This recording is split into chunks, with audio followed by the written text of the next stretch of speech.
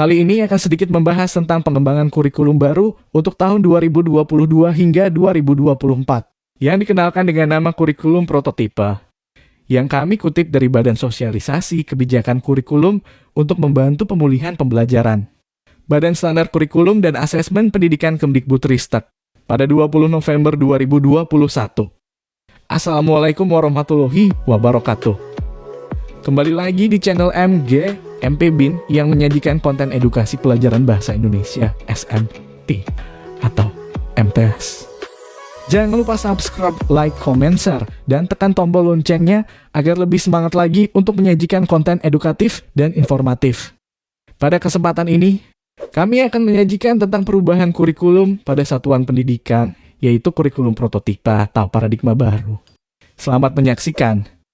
Kurikulum prototipe sebagai opsi kurikulum 2022 hingga 2024. Seperti kita ketahui bersama, di masa pandemi satuan pendidikan diberikan opsi untuk menggunakan kurikulum sesuai dengan kemampuannya. Di mana pada tahun 2020 hingga 2021, sekolah atau madrasah diberikan pilihan menggunakan kurikulum 2013 atau kurikulum darurat. Pada tahun 2022 hingga 2024, satuan pendidikan mendapatkan opsi kurikulum tambahan, yaitu kurikulum prototipe bagi semua satuan pendidikan. Dan pada tahun 2024 akan dilaksanakan evaluasi terhadap kurikulum pada masa pandemi pemulihan pembelajaran untuk menentukan kurikulum yang akan diterapkan secara nasional. Karakteristik kurikulum prototipe. Kurikulum prototipe sebagai kelanjutan arah pengembangan kurikulum sebelumnya, yaitu berorientasi holistik, berbasis kompetensi, kontekstualisasi, dan personalisasi. Kurikulum prototipe memiliki karakteristik utama guna mendukung pemulihan pembelajaran yaitu 1. Pengembangan karakter. Kurikulum prototipe pembelajaran berbasis proyek untuk mengembangkan soft skill serta karakter, iman, takwa, dan akhlak mulia, gotong royong, kebinekaan global, kemandirian, nalar kritis, kreativitas. Dalam struktur kurikulum prototipe, 20% 30% jam pembelajaran digunakan untuk pengembangan karakter profil pelajar Pancasila. Melalui pembelajaran berbasis proyek dapat mengembangkan karakter karena memberikan kesempatan untuk belajar melalui pengalaman. Mengintegrasikan kompetensi esensial yang dipelajari peserta didik dari berbagai disiplin ilmu dan struktur belajar yang fleksibel. Sedangkan yang kedua adalah fokus pada materi esensial. Literasi dan numerasi.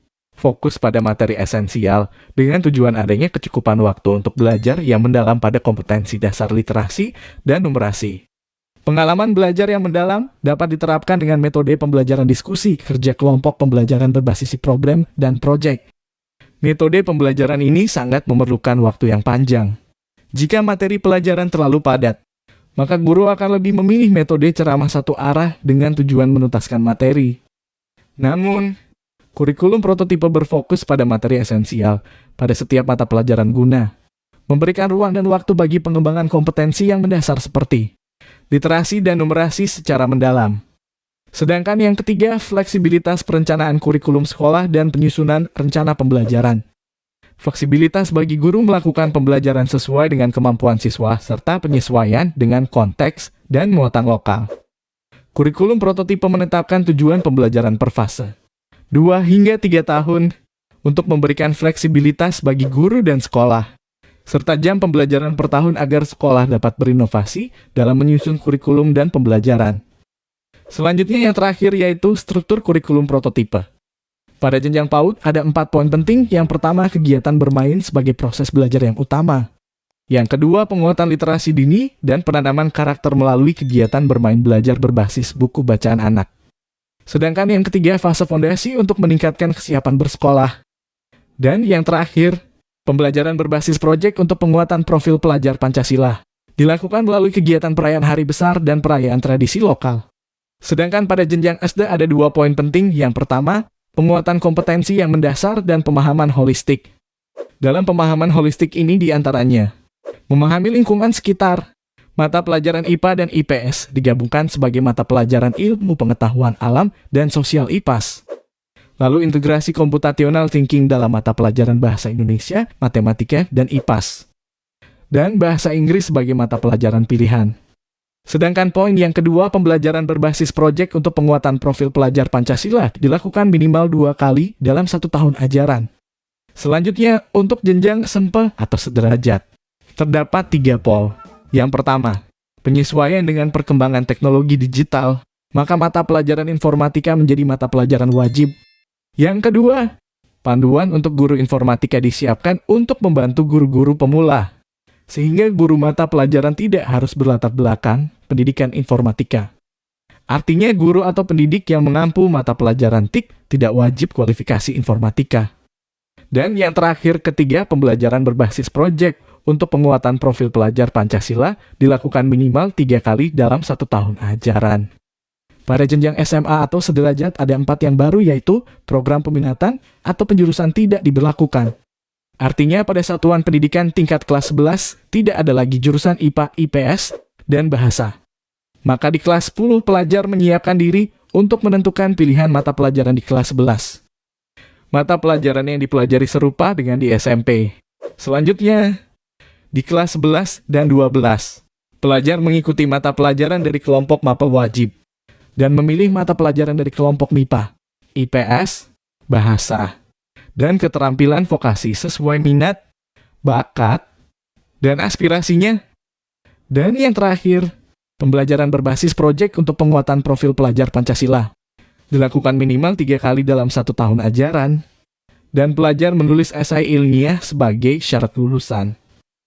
Kalau di S1, skripsi, S2, tesis, dan S3, disertasi. Untuk jenjang SMK atau sederajat, dunia kerja dapat terlibat dalam pengembangan pembelajaran. Dan struktur lebih sederhana dengan 2 kelompok mata pelajaran, yaitu umum dan kejuruan. Dengan tujuan persentase kelompok kejuruan meningkat dari sebelumnya 60% ke 70%. Dan penerapan pembelajaran berbasis proyek dengan mengintegrasikan mata pelajaran terkait. Maka praktek kerja lapangan PEL menjadi mata pelajaran wajib minimal 6 bulan 1 semester. Yang mana sebelumnya hanya 1, 3 bulan saja. Dan perubahan selanjutnya adalah pelajar dapat memilih mata pelajaran di luar program keahliannya. Sedangkan, memiliki alokasi waktu khusus proyek penguatan profil pelajar Pancasila dan budaya kerja untuk peningkatan soft skill, karakter dari dunia kerja. Dan jenjang yang terakhir yaitu SLB, yang mana capaian pembelajaran pendidikan khusus dibuat hanya untuk yang memiliki hambatan intelektual. Sedangkan untuk pelajar di SLB yang tidak memiliki hambatan intelektual, capaian pembelajarannya sama dengan sekolah reguler yang sederajat, dengan menerapkan prinsip modifikasi kurikulum. Dengan demikian sama dengan pelajar di sekolah reguler. Pelajar di SLB juga menerapkan pembelajaran berbasis proyek untuk menguatkan pelajar Pancasila, dengan mengusung tema yang sama dengan sekolah reguler, dengan kedalaman materi dan aktivitas sesuai dengan karakteristik dan kebutuhan pelajar di SLB. Demikian penjelasan tentang kurikulum prototipe. Semoga informasi ini bermanfaat. Sekian, terima kasih.